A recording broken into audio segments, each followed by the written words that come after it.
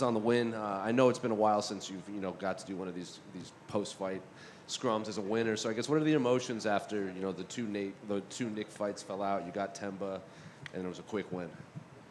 Yeah, I mean, I've been working so much, to step in there, since August, and I was hungry. And when I look at it now, it was great how everything played out. How the first fight didn't go through. I had to fight, Nick in December. It just made me hungrier. I wanted to step in there. I told him, hey, give me somebody. I don't care who it's going to be, but I want to fight. I have to fight this year. So that's what happened in the octagon. It was just me extremely focused, extremely trained, with the best guys around me, getting me back into that mindset of the killer I've always been, and with all the skill that I've developed now.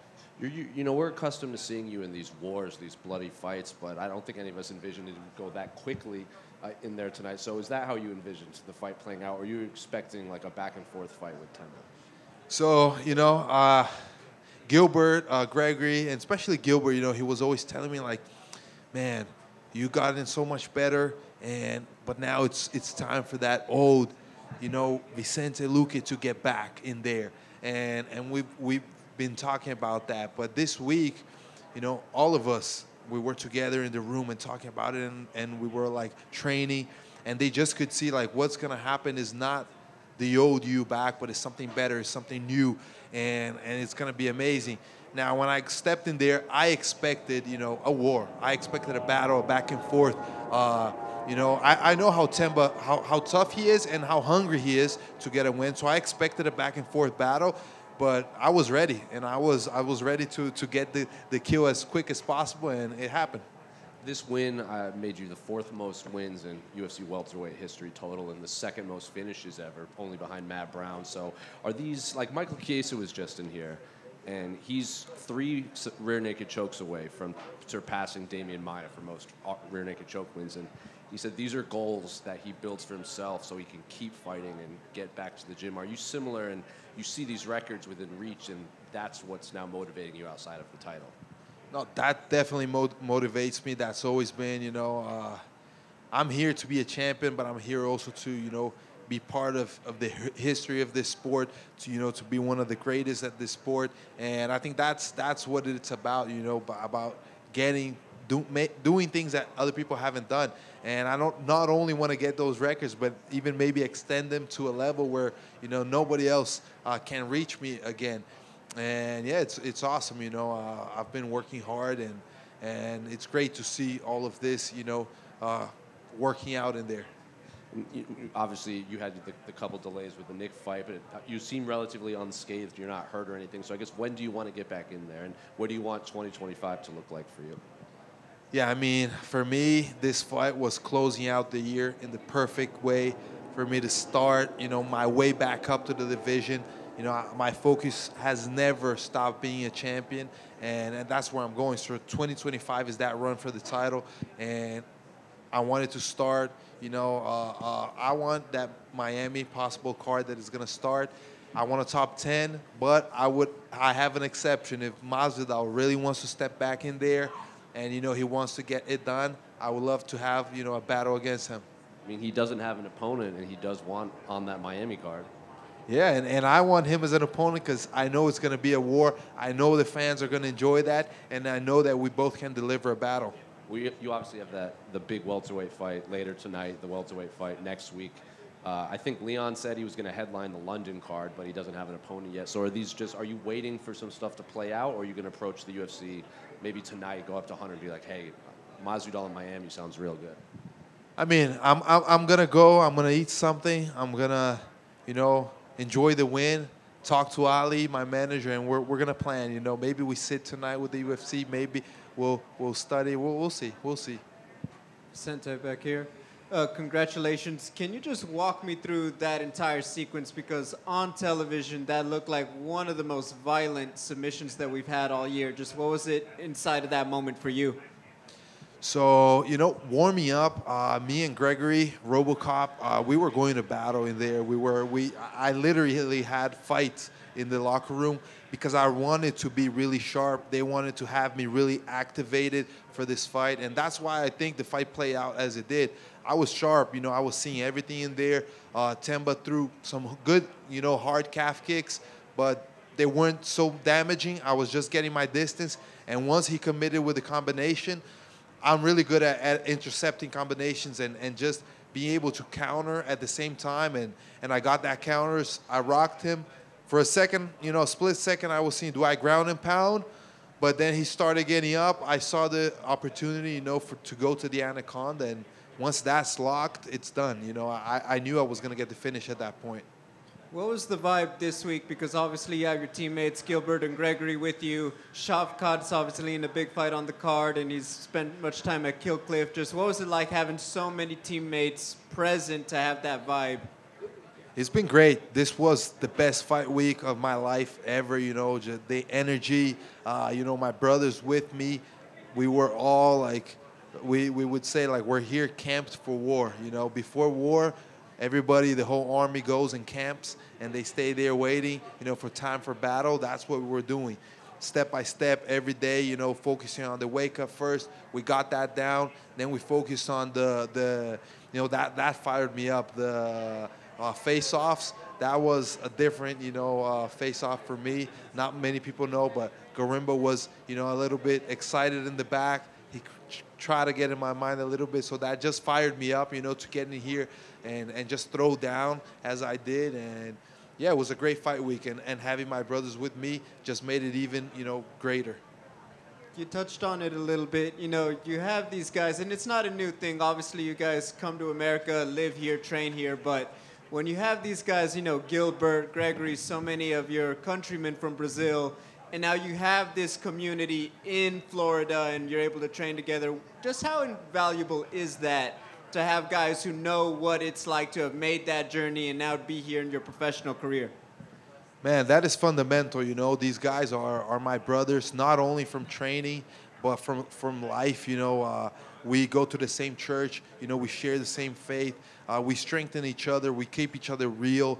We're there for each other, not only to support each other, but also to tell the truth to each other so that we can improve, so that we can become better men. And that's fundamental. I mean, that's what God made us for, to have relationship with each other and to make each other better. Vicente, right? Vicente, felicidades por la victoria. Elabora un poquito por qué Jorge Masvidal en específico, sabiendo que tú puedes mirar para adelante, ¿no? En Miami. Vicente, congrats on the win. Why specifically Jorge Masvidal? Entonces, Masvidal para mí siempre fue una gran estrella del UFC. El estilo que tiene es espectacular. Y yo sé que yo soy el mismo estilo de peleador. Uno que va con todo corazón, con todas las ganas para ganar. Entonces, yo creo que hace todo sentido. Si él quiere volver en Miami, yo estoy viviendo en Florida ahora, entonces haría mucho sentido esta pelea. Yo sé que todo lo necesario para hacer una gran batalla están ahí. Entonces, los fanáticos estarían súper felices y yo también. Y además que si no es él, cualquiera top 10, top 10 estaría perfecto para mí. I think Masvidal has always been a star in my book in this sport. Someone whose style, just someone that pushes forward, spectacular fights. I consider myself somebody who has that style as well. I think everything's in place for us to have a great fight, and all the fans will love it too. And plus, he lives in Miami. I live in Florida. Be great for us to be here. But if not Masvidal, anybody in the top 10, I'm ready to go. Básicamente, tu casi hermano de vida, Gilbert Burns, lo retiró en marzo pasado en Miami. Él dice que va a volver y que va a volver con mucha fuerza. ¿Alguna presión por lo que hizo Gilbert contra él? ¿Tenerlo que hacerlo mejor que Gilbert? And then somebody that you consider a brother, Gilbert Burns, pretty much, knock him out of the park. They basically retired him. And is there any additional pressure because now he wants to come back and you're waiting for him? How's that go? No, ninguna presión para mí. Yo quiero pelear con los mejores y si él viene con fuerza, si él viene el mejor Masvidal, ese es lo que quiero pelear. Quiero pelear con los mejores. I want to fight the best. And if he comes in, guns blazing with all that strength, it doesn't matter. If he comes in as the best Masvidal possible, that's the Masvidal that I want to face. Gracias. Vicente, right here. There was some confusion online about whether that was a Darce choke or an anaconda. Can you just clear up any confusion and tell us which kind of choke that was? So that one was the anaconda. If the lock is near the armpit, that's the anaconda. If the lock is on the neck, it's a Darce.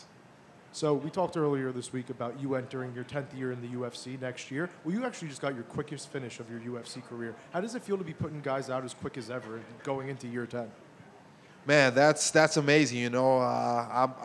It's crazy to think next year, 10 years in the UFC. I was fortunate and to get to the UFC at 23, and now I'm 33. It's been an amazing run. And I have so much more, I'm still getting better physically, technically, mentally, spiritually. So it's amazing. It's amazing to, after all this time, still, I know that I'm here to make the difference. Vicente, Super Lutas Brasil. Antes de qualquer coisa, parabéns pela vitória. Não só a você, como a todo o seu time que está aqui. Esse nível técnico que foi a sua vitória, eu acho que isso reforça ainda mais o poderio de toda a sua equipe, né? Mas a minha pergunta é a seguinte, você pediu um top 10, o Masvidal, o Carlos Prates ainda continua no seu radar? Ainda é uma possibilidade dessa luta, quem sabe em Brasília? You asked for Masvidal, you asked for maybe a top 10, but does Carlos Prates still on your radar? Perhaps, a fight in Brasília?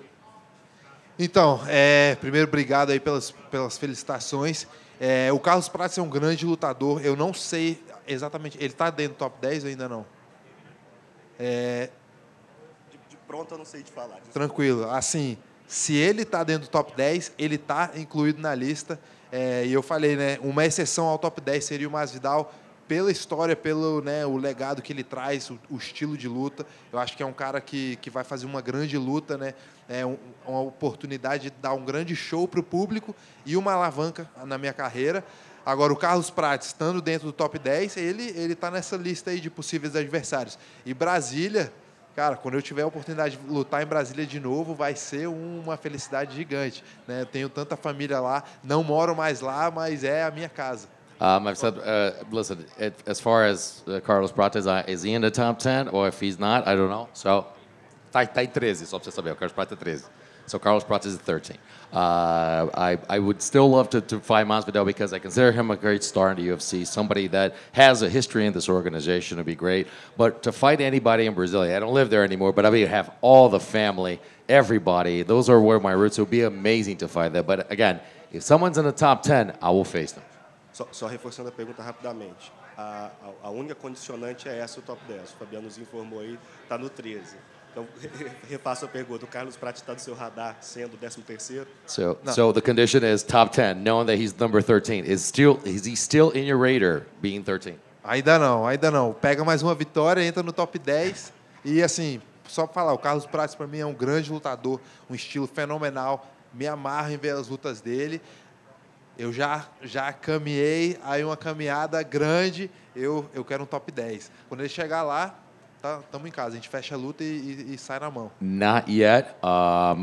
Win one more fight, get into the top 10, I'll face you. And I'll tell you what, he's a spectacular fighter, love to watch his fights, love his style, but I've walked the walk. I've walked through some stuff, so I've done some stuff here. So maybe when he gets there, we'll definitely face him.